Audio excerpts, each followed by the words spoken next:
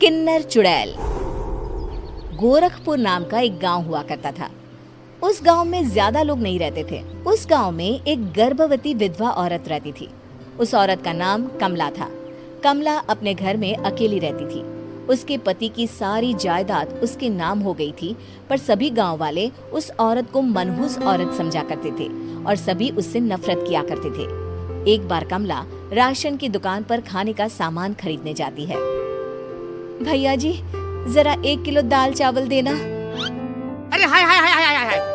अरे मनहूस औरत, मेरी दुकान में अपशुगन करवाने आ गई क्या? हैं? चल जा यहाँ से, मैं कुछ नहीं देने वाला हूँ तुझे। भाग भाग यहाँ से, चल जा निकल। भैया जी, ऐसा मत कहिए, मैं गर्भवती हूँ, मुझे खाने की बहुत जरूरत है, मुझे खाना दे दीजिए। दुकानदार कमला को वहाँ से धक्के मारकर भगा देता है। तभी कमला रोते रोते उस गांव के किन्नरों के इलाके में आ जाती है।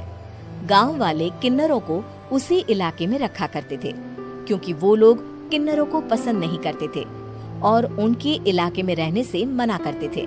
तो किन्नरों ने उसी गांव में अपना एक इलाका बना लिया था। जब किन्नर लोग देखते हैं कि एक गर्भवती महिला रोते रोते उनके इलाके में आ गई है, तो सारे किन्नर कमला के पास जाकर उसका हाल पूछने लगते हैं। क्या हुआ बहन, तुम्हारी गर्भवती अवस्था में इतनी बुरी हालत कैसे है? तुम रो क्यों रही हो? तुम डरो मत, हम तुम्हें कोई नुकसान नहीं पहुंचाएंगे। तुम शांत होकर सब बताओ कि हुआ क्या है। मैं कमला हूँ, मैं गांव के दूसरे इलाके से आई हूँ। 2 महीने पहले ही मेरे पति की मौत हुई है। मुझे गांव के लोग मनहूस मानते हैं, क्योंकि मैं विधवा हूँ और गर्भवती भी। वहाँ के लोग मुझे खाने के लिए कुछ बेचने के लिए भी तैयार नहीं, जिससे मेरा गुजारा नहीं हो रहा था। कोई बात नहीं कमला, हम तुम्हारा ख्याल रखेंगे। किन्नर लोग कमला को एक खाली घर में रहने के लिए जगह दे देते हैं और उसकी देखभाल भी करते हैं।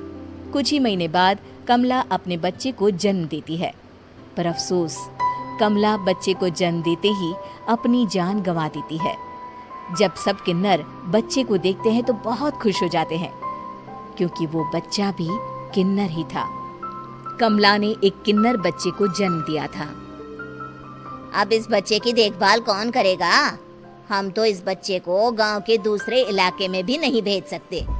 और तो क्या हुआ, इस बच्चे की माँ नहीं रही तो हम इसे पालेंगे। अब ये हमारे इलाके में रहेगा, हमारे साथ रहेगा। फिर वो किन्नर उस किन्नर बच्चे को गोद ले लेते हैं, उसका नामकरण कराते हैं। उस किन्नर बच्चे का नाम शक्ति रखा जाता है। देखते ही देखते शक्ति बड़ी होने लगती है। उसके रंग रूप बहुत सुंदर थे। वो बहुत सुंदर किन्नर दिखती है। एक दिन शक्ति एक किन्नर से पूछती है, माँ जी सुनिए ना, ये गांव के दूसरे इलाके में भी तो लोग रहते हैं, तो हम वहाँ क्यों नहीं जाते? हम उनसे अलग क्यों रहते हैं? शक्ति, क्योंकि वो लोग हमारे जैसे नहीं, वो लोग हमें पसंद नहीं करते, इसीलिए हम उनसे अलग रहते हैं। क्यों? वो हमें क्यों पसंद नहीं करते? मुझे एक बार उस इलाके में जाना है, मैं एक बार वहाँ जाकर घूम कर आऊँ। शक्ति, खबरदार, जो तू उस इलाके में कभी भी गई तो अपनी जान नहीं गंवाना चाहती तो उस इलाके में कभी कदम भी नहीं रखेगी, समझी? इतना कहकर वो किन्नर वहाँ से चली जाती है। शक्ति उस किन्नर की बात सुनकर बहुत रोती है। माँ जी, ऐसा कैसे कह सकती हैं? उन्होंने इतनी सी बात के लिए मुझे इतना डांटा। अब तो मैं उस इलाके में जरूर जाऊंगी। फिर एक दिन शक्ति गांव के दूसरे इलाके में चुपके से जाती है। ये लोग तो हमारे जैसे ही इंसान हैं, तो ये हमसे नफरत क्यों करते हैं? जब शक्ति उस इलाके में पहुंचती है तो गांव के सारे आदमी उसके रूप से मोहित हो जाते हैं। वो लोग ये अंदाजा नहीं लगा पाते कि वो किन्नर है। शक्ति की सुंदरता देखकर सारे गांव वाले उसकी तारीफ करने लगते हैं। तभी गांव का चक्कर लगाने गांव के जमींदार का बेटा हर्ष वहां पहुंचता है। हर्ष भी दिखने में बहुत सुंदर होता है। जब हर्ष ने शक्ति को देखा तो वो भी उससे मोहित हो गया, और जब शक्ति की नजर हर्ष पर पड़ी तो वो हर्ष को देखकर मोहित हो गई।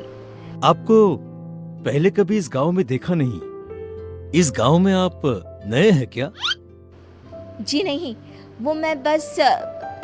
तभी शक्ति बोलते बोलते रुक जाती है और मन में सोचने लगती है, अगर मैंने इनको बता दिया कि मैं दूसरे इलाके से आई हूँ तो वो समझ जाएंगे कि मैं किन्नर हूँ, इसलिए मुझे इनसे झूठ ही बोलना पड़ेगा। शक्ति हर्ष को कहती है, जी हाँ, मैं इस गांव में नई आई हूँ, यहाँ अकेली रहती हूँ। वैसे आप कौन है? आप भी इसी गांव में रहते हैं? जी हाँ, मैं इस गांव के जमींदार का बेटा हूँ। आपको किसी भी चीज की जरूरत पड़े तो आप मुझे बता देना, मुझे अच्छा लगेगा। ऐसे ही शक्ति और हर्ष एक दूसरे से रोज मिलने लगते। वो दोनों अपने प्यार का इजहार करने एक दूसरे से मिलने जाते हैं। तभी शक्ति का पीछा करते करते एक किन्नर वहां आ जाती है। शक्ति, मैं तुमसे बहुत प्यार करता हूँ। मैं तुमसे शादी करना चाहता हूँ। क्या तुम मुझसे शादी करोगी? हाँ हर्ष, मैं तुमसे शादी करूंगी, पर मैं तुमको अपने बारे में एक सच्चाई बताना चाहती हूँ जो मैंने तुमसे छुपा कर रखी है। तभी उनके बीच में ही वो किन्नर आ जाती है। शक्ति, तेरी हिम्मत कैसे हुई ऐसा करने की? वो किन्नर शक्ति को खींचकर गांव के जमींदार के पास ले जाती है। हर्ष भी वहां शक्ति को बचाने के लिए पहुंच जाता है।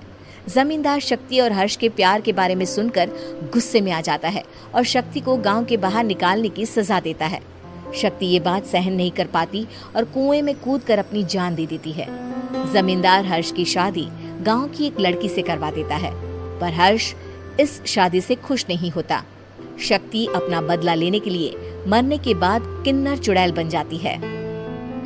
अब मैं इन गांव वालों को नहीं छोड़ूंगी, अब इनसे मैं अपने प्यार का बदला लूंगी। किन्नर चुड़ैल गांव वालों को परेशान करना शुरू कर देती है। एक बार वो रात को गांव के खेतों में पहुंच जाती है और वहां आग लगा देती है। सारी फसल जल के राख हो जाती है। जब एक आदमी रात को उठकर देखता है कि खेत में आग लग गई है तो वो वहां पहुंच जाता है। वो देखता है कि खेतों के बीचों बीच एक किन्नर चुड़ैल खड़ी है और वहां खड़े होकर ताली बजा रही है। गांव वाला किन्नर चुड़ैल को देखकर बेहोश हो जाता है। जब सुबह उस आदमी को होश आता है तो वो सीधा जमींदार के पास जाता है। अरे जमींदार साहब, अरे वो किन्नर चुड़ैल ने मेरी सारी फसल जला दी। अब मैं क्या करूंगा? क्या होगा मेरा? जमींदार चुड़ैल किन्नर का नाम सुनते ही सब कुछ समझ जाता है। अब वो बहुत डर जाता है। उसी रात को जब जमींदार डर के मारे अपने कमरे में सो नहीं पाता, तभी वहां अचानक से किन्नर चुड़ैल आ जाती है। किन्नर चुड़ैल जोर जोर से जमींदार के आगे खड़ी होकर हंसने लगती है और ताली बजाने लगती है। जमींदार उस डरावनी किन्नर चुड़ैल को देखकर बहुत डर जाता है। तूने मेरे साथ बहुत बुरा किया, अब मैं तुझे जान से मार दूंगी। नहीं नहीं नहीं नहीं, नहीं। मुझे माफ कर दो, मुझे मत मारो। मैं कभी ऐसा दोबारा नहीं करूंगा। अब तुम जो बोलोगी वही मैं करूंगा। ठीक है, मैं चाहती हूँ कि किन्नर इलाका गांव के इलाके से जुड़े और गांव का कोई भी आदमी किन्नर समाज से द्वेष ना करे, उससे नफरत ना करे, नहीं तो मैं सारे गांव को मार दूंगी। और तुम गांव में एक नया कानून बनाओ कि अगर किसी ने भी किन्नर समाज को हानि पहुंचाने की कोशिश भी करी या इनसे भेदभाव करने की भी कोशिश करी तो उनको कड़ी से कड़ी सजा मिलेगी। हाँ हाँ हाँ हाँ, मैं ऐसा ही करूंगा। तुम जो बोलोगी वो मैं करूंगा, पर मुझे जाने दो प्लीज। तब वो किन्नर चुड़ैल वहां से चली जाती है। गांव का जमींदार किन्नर चुड़ैल का कहा मानते हुए दोनों इलाकों को एक कर देता है और नया कानून भी लागू कर देता है। तब से वहां किन्नर समाज और बाकी गांव वाले शांतिपूर्वक रहने लगते हैं। अगर वीडियो अच्छी लगी तो चैनल को लाइक और सब्सक्राइब जरूर करें। थैंक यू, धन्यवाद।